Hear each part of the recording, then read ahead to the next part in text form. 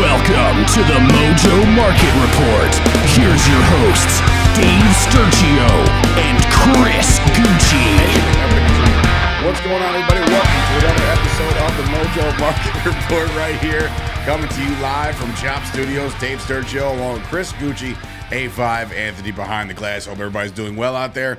We were just all discussing right before the show. Just very, very tired this morning, and I think it's, the adrenaline rush was up for Monday Night Football where we couldn't sleep overnight. We all watched and witnessed the Philadelphia Eagles end their undefeated season, the 72 Dolphins popping them bottles over there, making sure that they're still the only undefeated team left in the history of the NFL.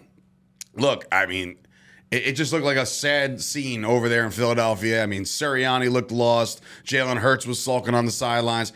Do I look sad? I feel sad. Look, it is what it is. It happens. The Commanders are a better football team than people are giving them credit for. I mean, they're 5-5. Yeah. I mean, are they 5-5? They're 5-5. Did they not have a bye? They do not have a bye yet. So they're 5-5. 5-5. I was pulling for Philly yesterday, man, trying to get back in this playoff hunt. But Commanders keep winning football games, and they got one over Green Bay. So we need that's right. They were part of that month and a half long span of garbage. They were. But yeah, I mean, look, the Washington Commanders did their thing. I think it's a crazy, crazy scene to think about the fact that waking up this morning, if you're a Washington Commanders fan, you know that all of a sudden Carson Wentz is now available to play, and you would be a fool, Washington, an absolute fool, to take the reins away from Tyler Heinicke. I don't think that's a thing, but you know the money's going to come into a factor, and the decision might be made, man. But if it doesn't, we're looking at Carson Wentz officially losing his third job in 7 years. Well, I'm going to say this. If you start Carson Wentz at this point in the season at 5-5 with what Heinicke's been able to do, you lose that locker room. There's no question about it. I think Ron Rivera is too smart for that. You got to go with the hot hand. And not even like Heinicke's playing out of his world football, but the team rallies behind him. I don't think they rally behind Carson Wentz. He didn't even throw a touchdown pass last night. He mean, threw like 200 plus. If you look at the NFL this season, it's very common. The passing stats are just extremely low this year. Really low. All the quarterbacks that are just game management and defenses. Look at the unders all across the board. It's not even that. And it's also credit to the people that have said, like, passing league. All right, cool. Defensive coordinators adjusted. And now you got to run the football. Like old school running. They're letting them play in the back end a little bit more this year than they have in the years past. So I think corners and DBs are getting away with some more. And we're seeing the oh, get off it, bro. There was like 3 plays. Did you see the play that Sammy Watkins got? I don't want to say the word because that was no, I didn't see that. Sammy Watkins don't know what you're mugged. talking about. He got mugged, but he still made the catch. That's what you're supposed to do. You're supposed to make the tough catch. Oh, so CD was supposed to catch those that ball. situations. Okay. I didn't know, guy on the back. But anyway, I digress. It's over. Week 10 is done. I don't want to talk about it anymore. It is done. But we can talk about it. We can talk. You don't want to talk about it? I'm done talking about it. Speaking of letting them play, the killer was obviously the roughing the passer or the roughing the Heinicke gave himself up. Brandon Graham, you gotta know. Like, you gotta know to just pull up or dive out the other way. Like, I know there's a lot of situations like that where people are just like, what's he supposed to do? Yeah, how is he supposed to not drop him on his head? How is he not supposed to body slam? That one was very, very. I think he had enough time to get the hell out of Dodge and get that win. That one secured it. I think that was one of the points in the game where I was like one eye open. I was the one giving the one eye Willie. I was trying. I was texting brother, dad. Listen, we rejoice when these kinds of situations happen. It's a shame the Cowboys couldn't make up any ground this week. But you know what though? I'm feeling a lot better than I was. You can burn or try to burn all you want. I'm feeling good. It's a damn You know who else is feeling good this morning? One of our top movers, our top mover that we're going to talk about. We got 3 of them on the dock, but Terry McLaurin, Scary Terry, finally has himself a day. You know which cornerback in the NFL wouldn't give up those kind of numbers? That'd be a Trayvon Diggs. But I will say Terry had himself a day last night. 11 targets, 8 catches, 128 yards. Like I said, Heinicke didn't throw any touchdown passes, but Terry is looking good and another up 3% overnight. Terry McLaurin seems to be building a better relationship with a Heinicke. And look, I would say, you can't take anything away from Wentz, but you can. You actually absolutely can. And Heinicke and McLaurin have worked together for now 2 seasons where there is a rapport there. They do have enough talent on the outsides to get McLaurin into single coverage because you have to look over at a Curtis Samuel gadget guy where you just got to know where he's at on the field. Then you had a Dotson come back last night. Then you have, their tight end game. Even Logan Thomas got a couple looks. So Terry McLaurin is finally, seeing some looks. Yeah, I mean, he was getting a heavy involvement, I guess, in terms of how often Washington throws the ball, which is not all that much.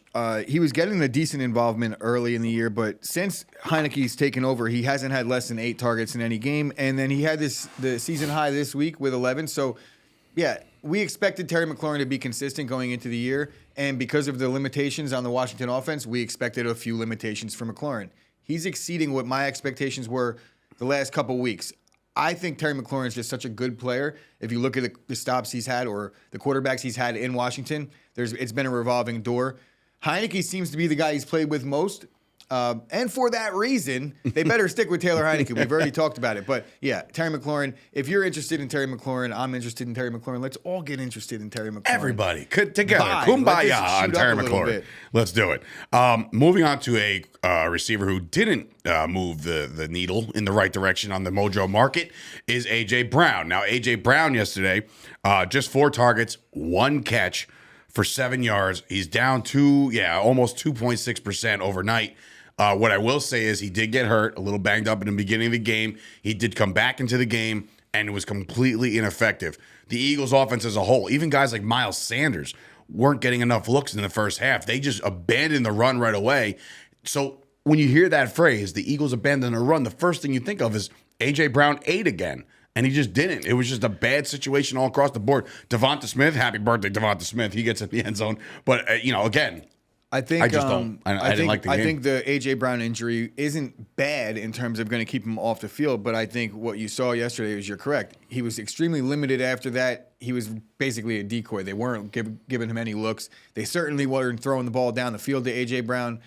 And when that happens, the Eagles' offense is a different breed. They don't have that number one. Exactly. It's that he changes the game for them big time, and when he's not ready to go or he's not good to go, you saw what happens. And we have to point out the fact, again, that Washington stepped up. That defense played really well yesterday. They really did, and it's, especially on the back end. Opportunistic. We're opportunistic. I don't know if you guys heard that the was post Terry McLaurin. But Terry McLaurin in the post game, we play opportunistic football, bro. It's like, that's cool. Good job. Good strategy. Bold strategy, football, Cotton. Bro, we win. Yeah. We score more points than the other team. That we does win. matter. Look at the Giants. Look at the Vikings. They're playing good situational football. And really, I think situational football is the most underrated thing in the NFL. Third down conversions, red zone conversions. And look, the making Eagles stops on third down. Circling back to the Eagles as a whole, the Eagles' defense of run defense was not very good. And we'll talk about it right now as Brian Robinson had himself a night too. And it was because of the Eagles' run defense. And guess what? Up next for the Eagles are the red hot, steaming, piping hot Indianapolis Colts with Jeff Saturday. So we'll see if that's in Indy. So we'll pump the brakes on that for now. But Brian Robinson last night, again, 26 rushes, just 86 yards, but a very gutsy touchdown. One of those stick the ball over the plane kind of things. Like this dude, again, the story aside, he's an incredible athlete, incredible story. Last night, the Washington Commanders established the run very well. Yeah, I think and he did very well. 20 plus touches. I'm going to check right now. 26. Exactly. 26 rushes out of Brian Robinson. He's up another 5%. This is a guy that was shot this season. 10 weeks ago.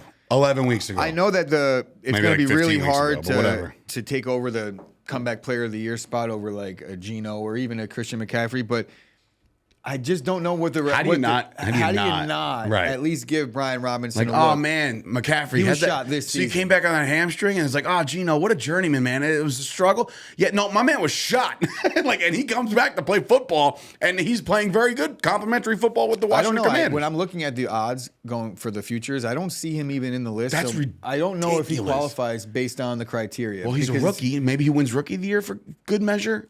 He's not going to win Rookie Probably of the Year. not, but no, not even close.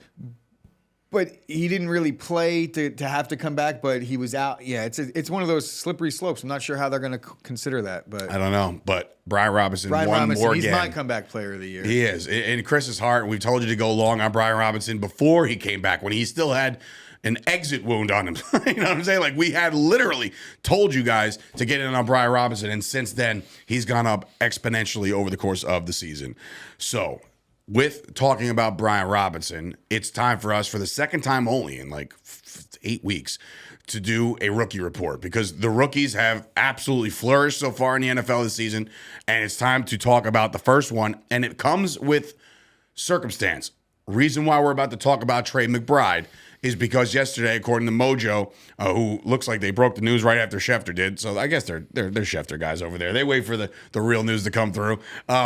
Adam Schefter reported yesterday that Zach Ertz is going to miss the rest of the season. So that's a big, big loss for the Cardinals, who are already reeling. You already were down Kyler Murray, and you had Colt McCoy throwing it out there for his 15th year in the league. Like, it was just tough sledding already for the Cardinals. But now a guy like Trey McBride, who, if you look at him, is, again, very, very cheap right now. And he's sitting in between guys like Cameron Brate and Jonnu Smith, who, by the way, have we mentioned Jonnu Smith's name once this season? No. He is a lost man over there. But anyway, Trey McBride, it could be his time. He was the first to top tight end taken in the NFL draft this year. I'm excited to see what he's got. He's only got 4 catches on 4 targets, so he's 100% catch radius, but 31 yards. I don't know what to expect out of this guy, but the price is almost too good not to expect good things. See, I'm hesitant because he's a rookie, and I want to point out a couple of things here. Sure. So we've seen what they've thought of him up to this point. Now, if he was Talking about Mojo, or are you talking about the Cardinals? I'm talking about the Cardinals. Okay. Like, I'm looking at his usage. He's been seeing the field, but he hasn't gotten a target. He's got 4. Since week 3, he had none.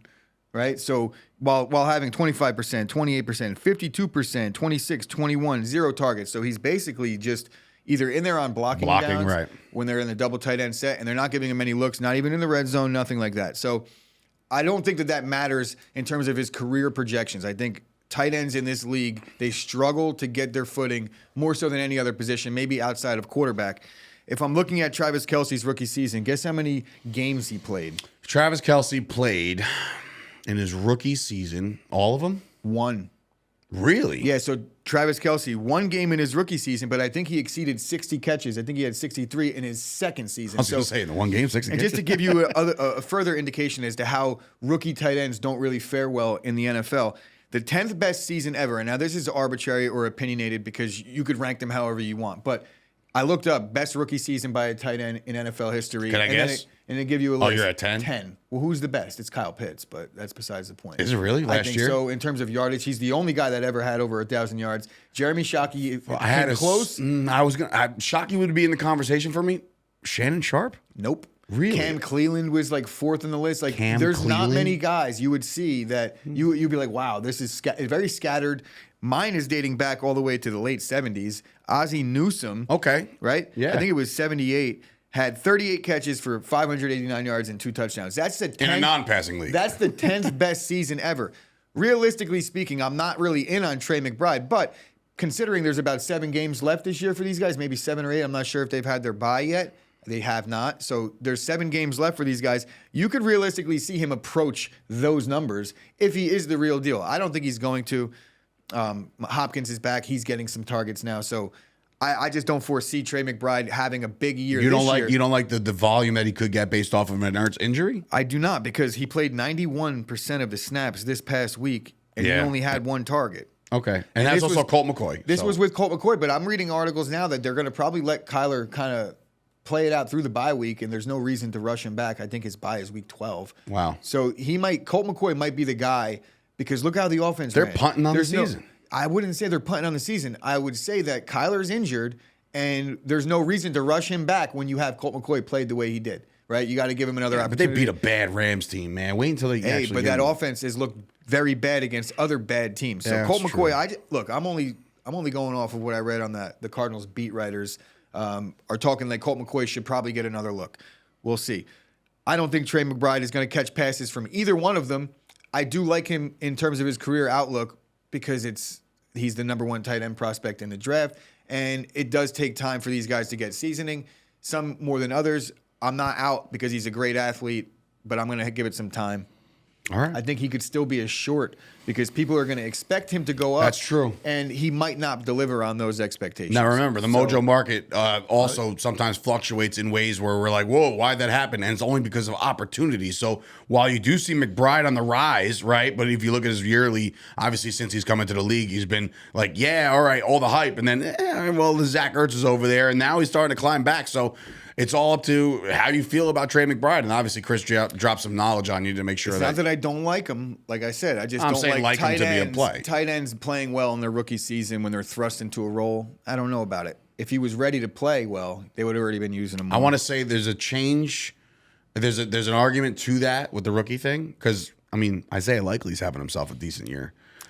And in spots. I'm not saying he's like a baller. Of course but he is. And it's always been the case where it used to be the thing where first and second year receivers struggled, and it was the third year. You get that third year receiver. Nowadays, it changed a little bit in terms of the receivers and the running backs. They're able to perform well right away, as we'll get into with the rookie receivers we're about to talk about. Yeah, we're going to talk about the first one being Chris Olave. We've talked about him plenty on this show, and Olave's having himself a season.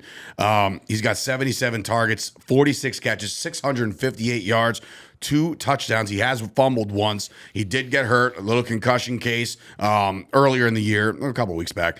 But in week 10, now this is a stat that we got from our boy Tom. He comes out over and says, in week 10, his targets were as low as week 1, right? The lowest it's been since week 1. The coincidence there is that only 2 times out of the first 10 weeks of the season have Olave and Jarvis Juice Landry seen the field at the same time. That's kind of wild, to be honest with you. So the targets were down just this past week. But overall, the grand scheme of things, Olave has been a nice little trajectory. So is those you just said those are the only 2 games that Jarvis Landry and Olave played in were his 2 lowest target shares of the season. Yeah. Personally, is that veteran presence? Because you've had I'm Winston I'm and chalk Dalton. that up to a coincidence more so than a trend. Okay. Because Yeah, I think Chris Olave is clear cut the more talented player. And what you might just see is like when there's both guys on the field, Olave's getting more attention from the defenses, but I don't even think that's the case really. I think it's just an anomaly. I wouldn't read too much into that because Olave, while he has had his lowest target share since week 1, there's 3 games this season where he has at least 13 targets in a game. Very true. There's not many receivers in football that you could probably say that about. And I don't know, maybe there is, but I could guarantee there's not many rookie receivers you could say that about ever, where there's been through half the season 13 or more targets in 3 games. That's a lot. So yeah. I don't know that, the trajectory points way up. Right now, he's sitting in between a Hollywood Brown and a Marvin Jones, and there's a 3-time multiplier available on this guy. So if you really think that, I mean, look, there's a clear upward swing here. You know what I mean? So there's it's not room for growth as well. Absolutely. If you're looking at the snap count, there's a lot of plays where I just don't think he's on the field where as he gets a little more seasoning, he will get on the field a little bit more. And that seems to be a trend with some of these rookie receivers where there's room for growth because if you see true 1s and 2s, they play 90% of the snaps, 95%. Right. And these guys are coming in at some of them 70, 75, even some less in some games. So there's room for growth here because as they see the field more, there's going to be more room for opportunity. Yeah, speaking of opportunity, there was a guy this past week on week 10 who cashed in on every single opportunity he was given. That's Christian Watson. Obviously, I mean, you know what you talk about. I don't want to talk about this bum. No, 3 touchdowns in week 10. Those are the 3 touchdowns that he has this year. So his coming out party was literally last week. 195 yards on 14 catches. When you have a guy like Aaron Rodgers throwing you the football and he trusts you after some of the blunders that you've had in the season already, that's a big, big resurgence for a guy like Christian Watson. Again, one of the lower tier receivers as far as market price. So if you want in on Christian Watson, now might be the time because, quote, we're not dead, according to Aaron Rodgers. Well, so technically NFC, they're not. Yes, of course not. They're not dead. But what I'm saying is when Rodgers says little quips like that, like the whole, I think we could run the table. I really do. And then all of a sudden he does. It's like, now you got to pump the brakes on the season being over for the Packers. We have been here before. Yes. But I think those teams were a little more talented. I think so too, but here's an opportunity. But when you have a talented team in terms of potential, which is what the Packers have at receiver right now, and Romeo Doubs being injured, that's not a good thing. But you could see a resurgence, or I wouldn't even say a resurgence because he only has 14 career catches. But obviously, it's a great sign that you see Christian Watson light it up. Very Randy Moss-esque stat line where he had I know everybody saw the memes out there, the 3 for. Exactly, but that Randy Moss where he's on the sideline and there's his face and he's looking and it's his stat line. It's 3 catches, 163 yards, 3 touchdowns. Do you want to take a guess on who that was exactly against? who that was against. Was it on Thanksgiving? If it wasn't, it was his like first game, but it might have been Thanksgiving. I think it was a Thanksgiving. I've day. heard a lot of Thanksgivings. There's the holidays at the Sturchill house The worst, are the never worst, fun most because of the painful Cowboys. Thanksgiving I've ever had was the Jason Garrett game. Oh, 95, baby. Terrible. Jason Garrett, you let that boy come I in hate there Jason Garrett. I always have, and I always will. because of that. Because of that. Imagine having him as your coach for 10 years. How about that? Well, I've had Jace, Mike McCarthy. Spider-Man meme? Spider-Man you meme? can have him now. Oh, man. That is the truest statement I've ever said on the Mojo Market Report is Jason Garrett and Mike McCarthy are the same person. Except you won a Super Bowl, so that's fun. Well, Aaron Rodgers. Oh, very big difference. So he's not a Super Bowl winning head coach, by the way. Which imagine we live in a world where you can actually invest in head What were coaches. we talking about? Christian Watson, right? Yeah, we were. Christian Watson's got all the size, he's got the speed, he's got the athleticism, and for now, at least in the interim, he has Aaron Rodgers. And the way I'm hearing Aaron Rodgers sound, I'm back and He's forth on this. happy Aaron now. He is happy Aaron. No, but I think that Can't Aaron wait to watch Rodgers is him on going to take McAfee pride. He's going to take pride in getting paid $50 million this season This to is teach true. these young kids, and that's what he's getting paid. $50 million a year. I got $100 million. Says Aaron Rodgers stays 2 more years. Ooh. Oh, we're talking about Christian Watson still? Oh, we still are. Imagine that. that's But Christian right. Watson happened to start Buy the on year. Christian Watson because what we just saw last week, it could only go up. His stock price is still lower than it was on draft night. And I think after a performance like this, It's like $3, almost $3 less. That's after a crazy. performance like this, it shouldn't be. So the market has not caught on yet. A couple more weeks, or at least one more week in the next 2, where he has a nice game. So the play is obviously to short Christian Watson. No, bro. No. Go long on Christian Watson and the young upstart Packer receivers all of a sudden. All right, moving on. All of a sudden, that my is man. right. That's how it happens. It does. It happens in spurts. All right, a guy with a 5-time multiplier that I'm very interested in just based off of last week, and the volume could see an uptick is one Drake London. Now, Drake London over the course of the first 10 weeks of the year, 38 catches on 62 targets, 407 yards, 3 touchdowns. Drake London, to me, coming into the year, was somebody that I was going to keep my eye on as probably one of the best receivers in this draft class. And I still think he's one of the better receivers in this draft class. And I think that the sputtering offense of the Atlanta Falcons is the reason why you're not seeing that much more production. You got Mariota out there who's, again, not playing poor, but he's not also lighting the scoreboard up. I'm going to push back a little bit on the sputtering offense. I don't think Atlanta's offense is sputtering so much. I just think their game plan and their philosophy is They're a what's run-heavy team. It's what's hurting. Yeah. They're the second most run, I think, at this point. It might have changed after this week. I haven't looked, but Atlanta, the second most run frequency in the NFL going into this week. They run the ball a lot. And that doesn't spell. We saw what time of possession does for a team like the Washington Commanders. That doesn't last play night. well for a pass catcher on that team. But I think the idea is in Atlanta is with Kyle Pitts and Drake London, they're going to eventually try and air it out a little bit. It's just not going to be right now with Mariota. He's not that quarterback. But I do like Drake London. I think he's the smoothest receiver in the class. He's got the size. It's just the spot that he's in right now, it's not working out for him. A little alarming, but it's more so the quarterback, I would say, in this case, at least a little bit, is 38 catches on 62 targets. You would like to see him be a little more efficient than that. Yeah. But at the end of the day, the then size again, is where there. these balls going? It's not like he has I'd say drops that all over the the place. preseason comp coming in was a Mike Evans, and I think he's right on par. Mike Evans and Drake London look like they'll have the similar career arc. Drake London on the Saying a Mojo lot. market is sitting between a Marvin Jones and an Allen Robinson. So clearly, Allen Robinson's been around the block. He's on his 3rd stop already. And same thing with Marvin Jones. He's on his 2nd stop. So Drake London, as a rookie, is already kind of putting himself in between those two guys. And that just to give you an idea as to where he's located right now. Again, lower on the price. He's literally almost double the price of a Christian Watson. So clearly, people are believing a little bit more. And obviously, the draft stock where he went in, the hype is there. You know, he was drafted at I think he was the first receiver $13. picked. Huh? Was he the first receiver picked in the draft? I want to say it was Garrett Wilson, but No. I could be wrong. Drake. I mean, look at the standings. I mean, like, was Atlanta that high to get Drake London first? Probably. Yeah, I mean, correct me if I'm wrong, and that's okay. We're allowed to be wrong around these parts. All right, one more receiver to get to, and that's Garrett Wilson of the New York Jets. They're coming back this week. They get to play New England, a very, very big game on their season. This kid is dictated based off of his performance with Joe Flacco, segue into Zach Wilson over in New York.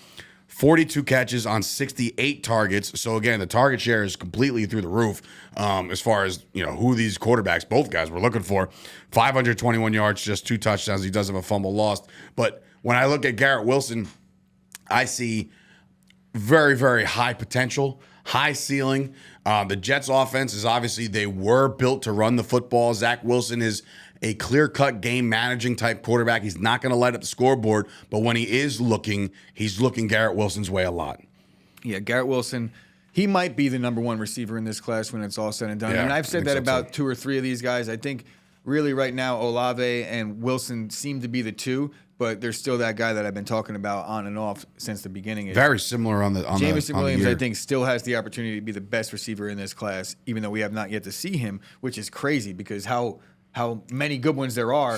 If he could turn out to be the best, which I think it's very possible, keep his name in mind.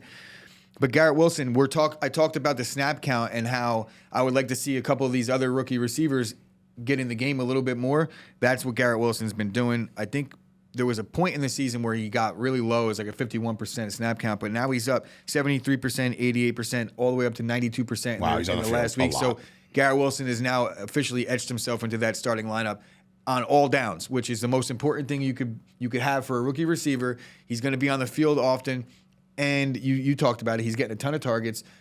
A little bit less than I thought after 2 weeks, and the Jets were throwing the ball 95 times a game. But that's the way the Jets are going to have to win football games because, as you said, Garrett Wilson, he's not even Joe Flacco in terms of throwing the football, and that's not a Zach knock. Wilson, yeah. There's a lot of Wilsons going on here. I just wanted to. You said Garrett, and it's okay.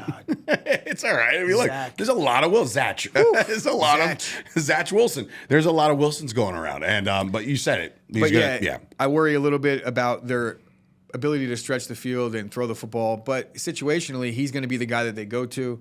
I like him going forward. He's the best route runner in the class. Maybe him or Olave. I keep saying that, but they're very, like I said, very similar numbers. We've talked at length about these rookie receivers, and he's the one that I'm in on most, for sure. I'm in on it. You know, it's funny because as of right now, these are the guys that we're keeping our eye on. And you said it earlier in the show that receivers and running backs are now coming into the league, and they're just taking the league over by storm. Just out of curiosity, I looked into some of it. And I know Mojo is offering college quarterbacks right now, but I know that's not where they're gonna stop. Maybe by this time next year, there's also other positions, maybe the receivers. I'm just looking at one guy in particular, and that's Jalen Hyatt out of Tennessee. This kid's got 58 receptions for over 1,100 yards and 15 touchdowns in this it wasn't a young season.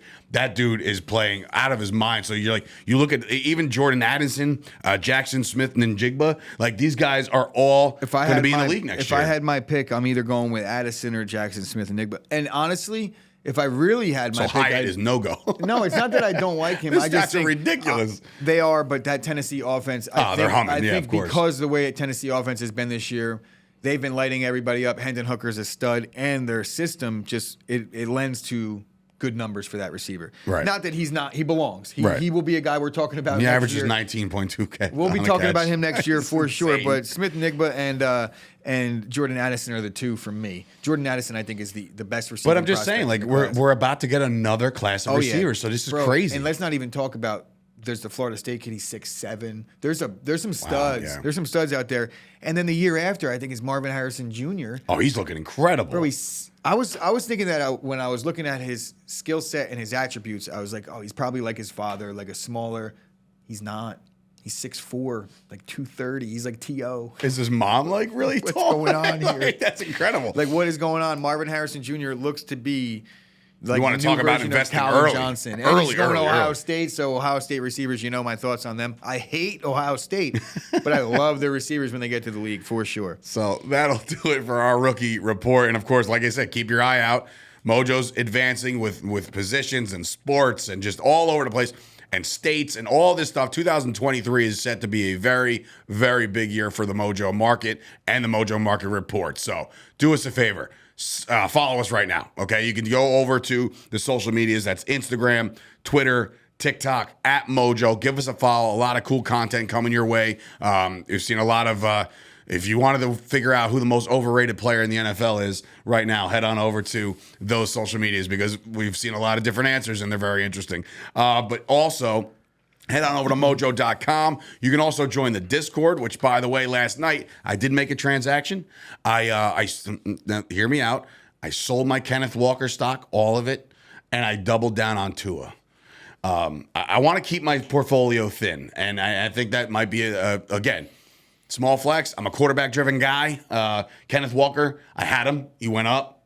Now he's a little down. I was like, but again, that's how I play. You can play differently, but play responsibly. So for Dave Sturchio and, of course, Chris Gucci, this has been another episode of the Mojo Market Report. We'll be back here tomorrow on a Wednesday as we move on towards week number 11 in the NFL. If you're looking for a rookie receiver to short, Traylon Burks. Interesting.